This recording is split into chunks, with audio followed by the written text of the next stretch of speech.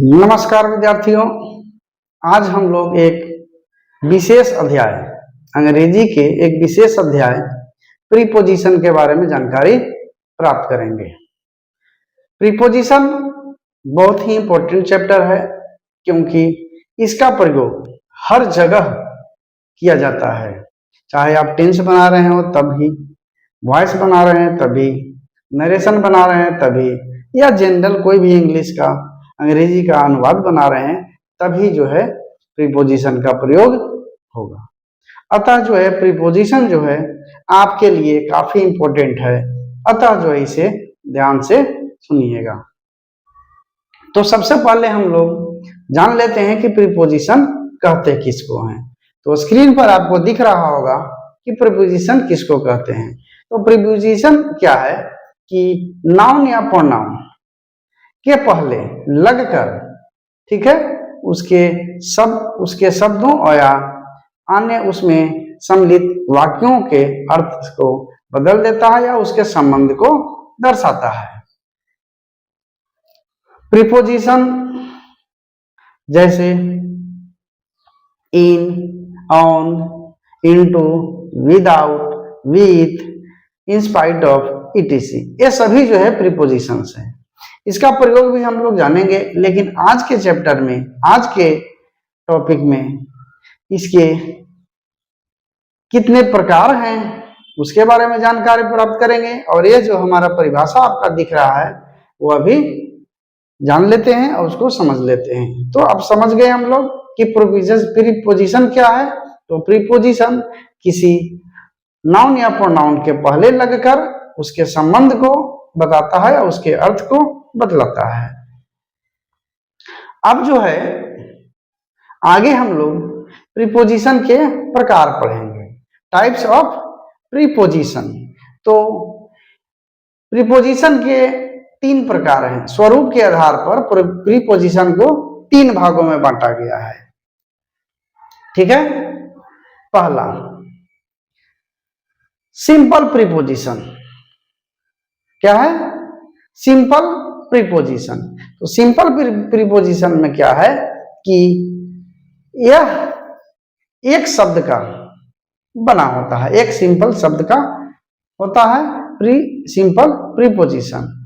जैसे in, on, out, with, etc., ये सभी जो है सिंपल प्रीपोजिशन के अंतर्गत आते हैं।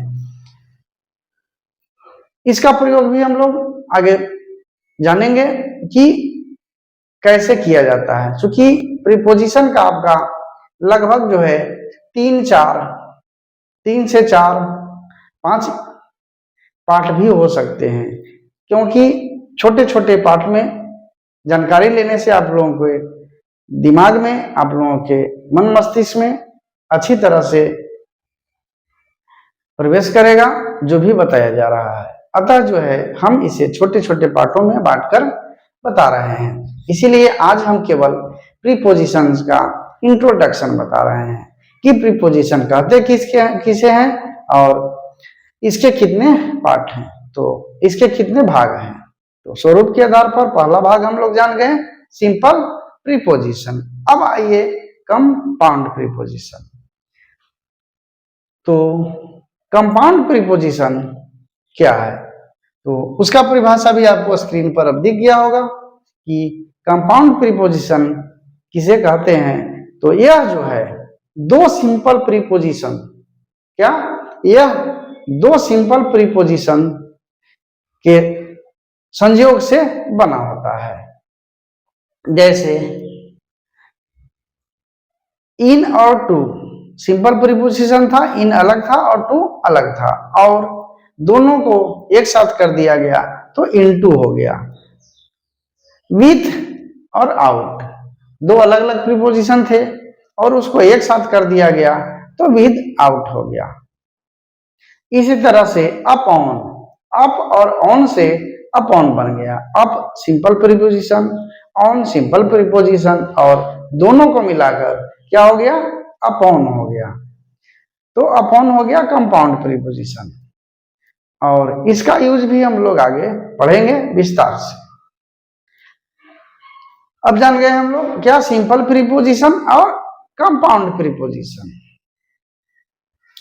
स्क्रीन पर इसका परिभाषा दिख रहा होगा, आप उसे अच्छी तरह से उतार लीजिएगा, नोट कर लीजिएगा।